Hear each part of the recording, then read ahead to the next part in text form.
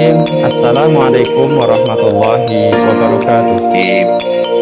Dari Diklat, dan ini adalah sebuah model dengan ilmu dan sistem pendidikan multikultural. Artinya, pendidikan inklusif adalah bagian dari pendidikan multikultural yang dikhususkan untuk menjembatani pelajaran di mata kuliah di perguruan tinggi pendidikan multikultural.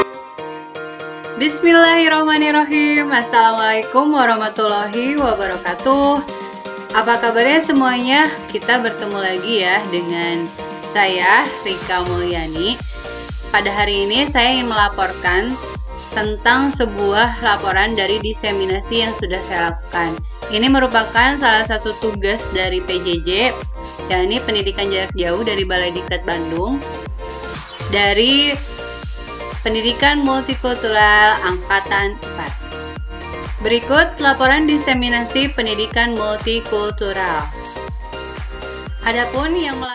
Berikut adalah latar belakang dari diseminasi yang saya lakukan. Selain sebagai untuk memenuhi tugas dari PJJ ini, latar belakang melakukan diseminasi ini adalah yang pertama, yakni adanya dampak negatif. Dampak negatif dari apa? Dampak negatif dari adanya kemultian, yakni keberagaman. Kalau kita lihat dari keberagaman itu bukan lagi memang sebagai kekayaan, tetapi banyak konflik dari kemultian ini. Kemudian lahirlah pendidikan multikultural. Pendidikan multikultural ini sebagai solusi yang menjembatani masalah dari kemultian.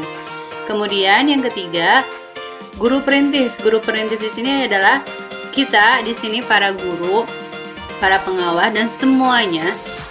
Ini untuk menginformasikan pendidikan multikultural ini kepada rekan-rekan, kepada siswa dan yang lainnya. Kemudian yang keempat adalah implementasi. Kita juga sebagai guru di sini mengimplementasikan, yakni belum adanya implementasi pendidikan multikultural ini dalam berbagai mata pelajaran di tempat kita bekerja, di sekolah-sekolah, di perguruan tinggi. Jadi istilahnya untuk menginformasikan apa sih pendidikan multikultural ini. Kemudian yang selanjutnya, yang pertama, saya melakukan diseminasi ini yang pertama untuk guru. Nah, berikut ini adalah tujuan dari kegiatan diseminasi untuk guru ini adalah yang pertama, yakni untuk mengidentifikasi apa saja sih faktor-faktor penyebab masalah dalam multikultural. Pada saat diseminasi guru ini, saya dibagi dua dengan partner saya, dengan Ibu Eri Farihah, di mana saya membahas tentang paradigma dari pendidikan multikultural ini dan bagaimana sih implementasinya. Maka dari itu, yang saya sampaikan itu yang pertama itu untuk guru ini untuk mengidentifikasi apa saja sih faktor-faktor penyebab masalah dalam multikultural.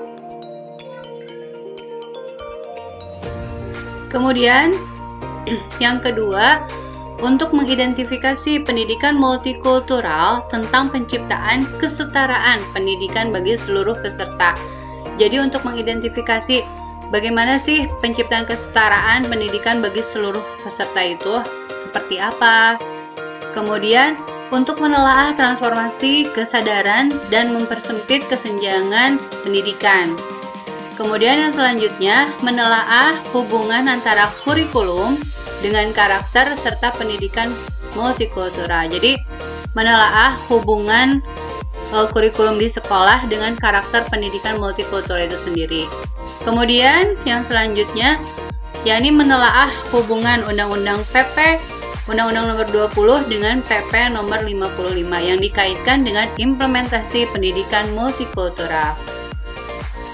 Yang selanjutnya, mengembangkan implementasi pendidikan multikultural di sekolah, khususnya untuk menanggulangi permasalahan yang terjadi di sekolah. Jadi nanti pada saat diseminasi itu saya menggarisbawahi di sini tuh bagaimana sih cara implementasi dari pendidikan multikultural ini di sekolah.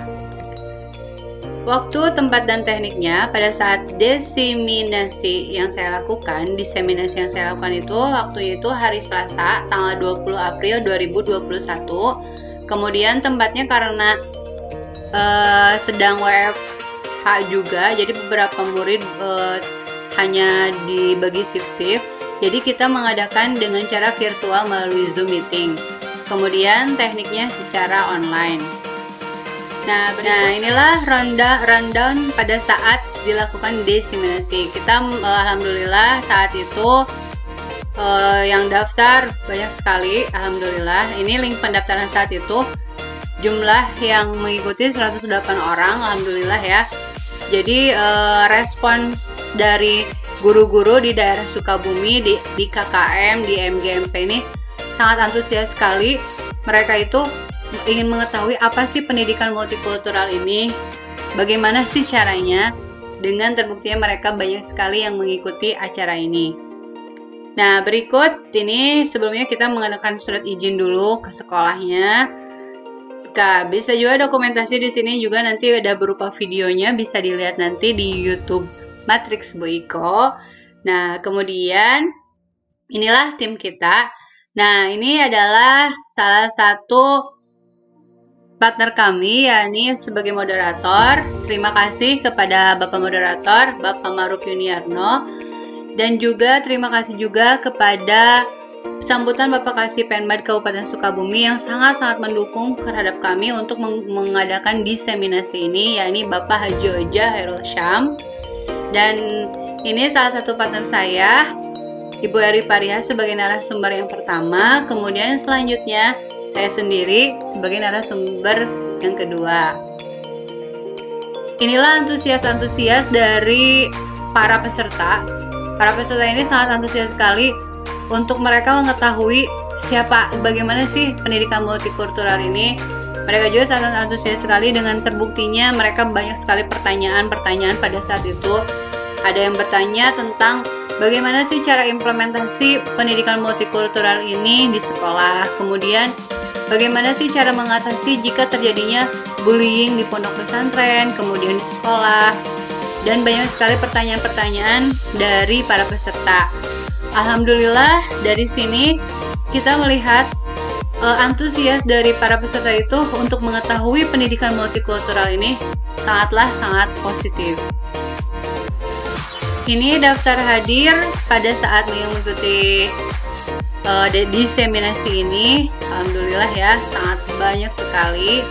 Mudah-mudahan dari sini mereka juga bisa mengimplementasikan kembali di sekolahnya. Sangat banyak sekali ya dilihat dari daftar hadirnya. Mereka alhamdulillah sekali. Terima kasih kepada Bapak Ibu semuanya yang sudah ikut serta dalam diseminasi ini. Karena tujuan dari kami ini mengadakan diseminasi ini adalah salah satunya faktor-faktor yang paling terbesar itu adalah bagaimana caranya kita bisa mengimplementasikan pendidikan multikultural ini terhadap para siswa kita, terhadap lingkungan kita, agar tidak terjadi lagi kesalahan, konflik dari keragaman tersebut. Nah, berikut kita bisa lihat evaluasi dari para peserta.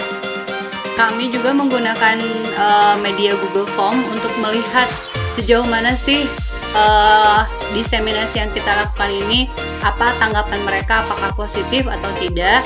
Kita bisa lihat di sini dari beberapa peserta bagaimana tanggapan Bapak Ibu mengenai pendidikan multikultural, apakah perlu diimplementasikan di sekolah? Berikan alasannya.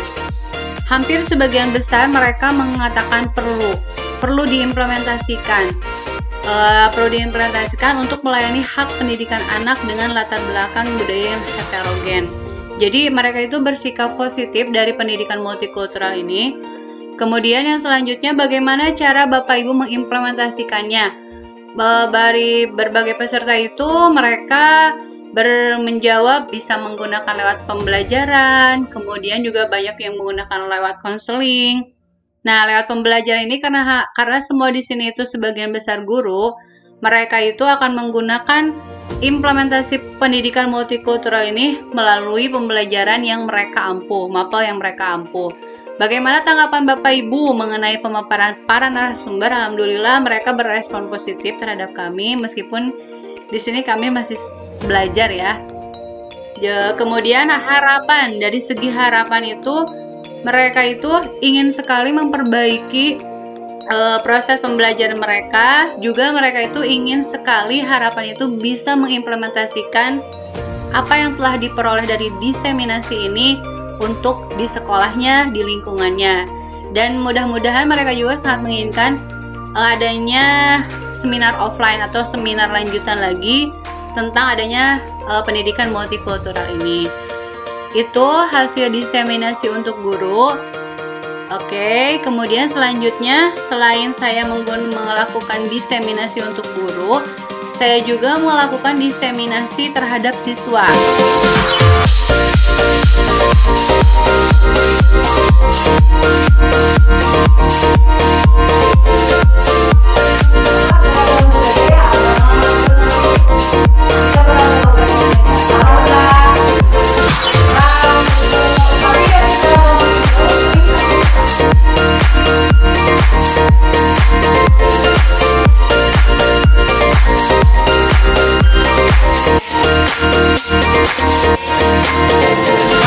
Jelaskan dulu ya biar teman-temannya mengerti. Yuk, mulai.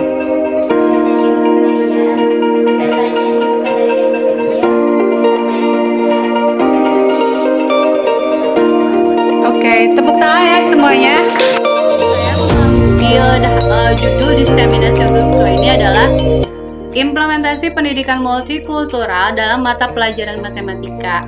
Kenapa saya mengambil implementasi mata pelajarannya matematika? Itulah mata pelajaran yang saya ampuh.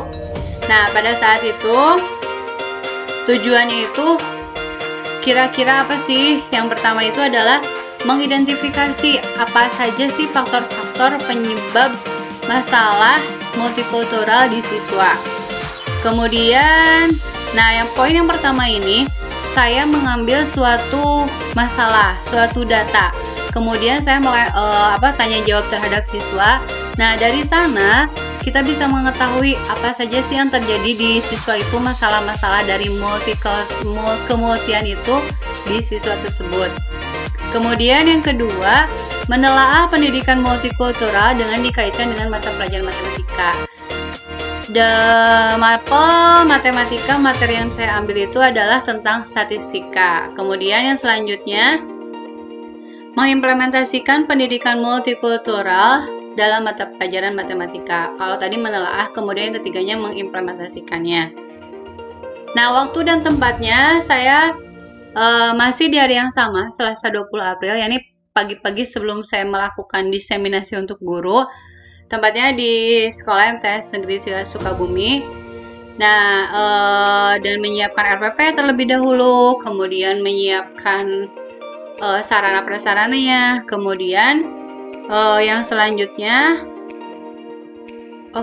peserta dari diseminasi untuk siswa ini, karena di Sukabumi itu para siswa itu masih WFH, namun kami itu dengan menggunakan pembagian modul terhadap siswa, jadi siswa itu seminggu sekali mengambil modul, dan alhamdulillah ya, dengan pembagian modul itu kita bisa bertatap muka meskipun 1 hari kepada siswa.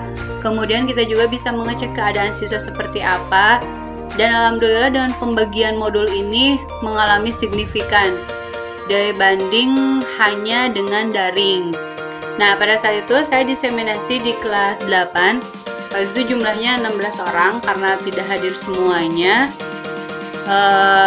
Berikut saat itu saya menggunakan lampiran-lampirannya itu di sini.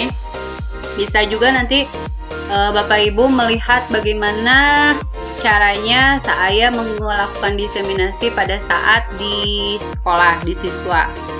Sebelumnya saya menayangkan terlebih dahulu video. Jadi video itu pada saat itu video yang berupa kebudayaan Indonesia. Kemudian menampilkan gambar ini. Ini berupa salah satu PowerPoint. Ini adalah contoh PowerPoint yang saya gunakan pada saat diseminasi untuk siswa. Saat itu Saya menggunakan materi tentang statistika. Kebetulan alhamdulillah sedang membahas tentang statistika. Saya mengaitkannya dengan macam-macam kegiatan ekonomi di masyarakat. Saat itu awal-awal saya saling bertanya kepada siswa tentang mata pencaharian orang tuanya. Kenapa saya mengambil mata pencaharian orang tuanya? Biasanya di sekolah itu terjadi adanya bullying. Bullying di sini itu akibat adanya kesenjangan sosial antara si A dengan si B. Nah, saat itu di sekolah mereka menyebutkan mata pencaharian orang tuanya. Mungkin ada beberapa siswa yang orang tuanya itu yang lebih sederhana, kemudian ada juga yang berada kan berbeda-beda di kelas itu. Nah, di sana saya mencoba untuk memberikan pendidikan karakter kepada mereka, yakni mengaitkan di sini contoh, misalkan ada seorang petani dan seorang dokter. Misalkan ayah mereka itu adalah petani, yang satu lagi misalkan ayah mereka itu dokter. Apabila petani sakit itu biasanya kan harus berobat ya, umumnya itu harus berobat kemana? Ke dokter kan. Kemudian apabila dokter mau makan itu harus memakan nasi kan. Biasanya nasi itu dihasilkan salah satunya itu dari tangan-tangan para petani. Nah, disinilah kita itu saling interaksi sangat kuat. Kita itu tidak bisa hidup sendiri. Kita itu membutuhkan orang lain. Nah, dari macam-macam kegiatan ekonomi tadi, saya kaitkan dengan metode statistik.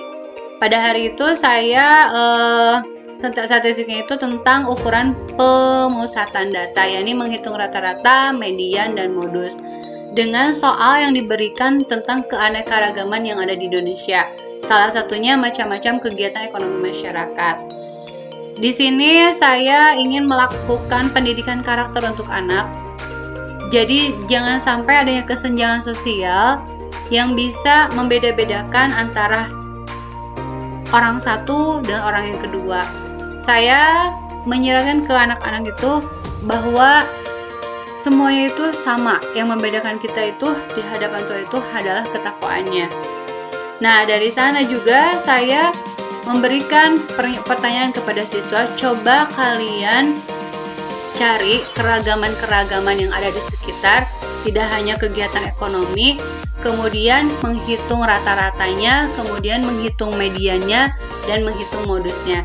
Nah, dari materi ini, selain kita bisa mengajarkan tentang menghitung dari statistik itu sendiri, di sini juga kita bisa memberikan pendidikan multikultural terhadap anak.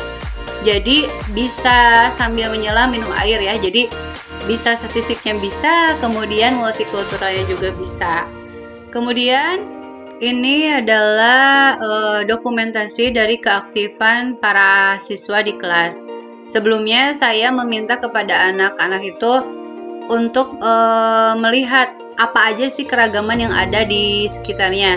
Tadi kan saya memberikan contoh mata pencaharian. Nah, coba mereka mencari lagi kemultian keragaman yang ada di sekitarnya. Kemudian dari sana mereka bisa menghitung ukuran pemusatan data. Jadi selain anak itu bisa mencari keragaman itu apa aja sih yang ada di sekitar, mereka juga bisa menghitung materi statistika. Dan ini ada suatu quotes dari saya. Inilah waktunya untuk kita untuk mengerjakan, mengingatkan bahwa di dalam keberagaman ada keindahan dan kekuatan. Jadi mudah-mudahan harapan dari kami itu semuanya itu bisa melaksanakan, mengimplementasikan pendidikan multikultural ini di sekolah, di sekitarnya, di semuanya, sehingga tidak terjadi lagi konflik-konflik, bullying di sekolah, permasalahan-permasalahan yang ada, sehingga kita bisa hidup rukun, bertoleransi, saling menghargai di dalam keberagaman. Oke, sekian presentasi laporan tentang diseminasi yang telah saya lakukan. Sekali lagi, terima kasih kepada Ibu Yayah dan Bapak Yuda selaku WI. Alhamdulillah, Berkat materi-materi dari beliau, saya bisa mengetahui apa itu pendidikan multikultural, bagaimana cara mengimplementasikannya, dan alhamdulillah saya juga bisa men-share terhadap semuanya. Mudah-mudahan pendidikan multikultural ini menjadi solusi untuk menjembatani dari permasalahan-permasalahan yang ada. Wassalamualaikum warahmatullahi wabarakatuh.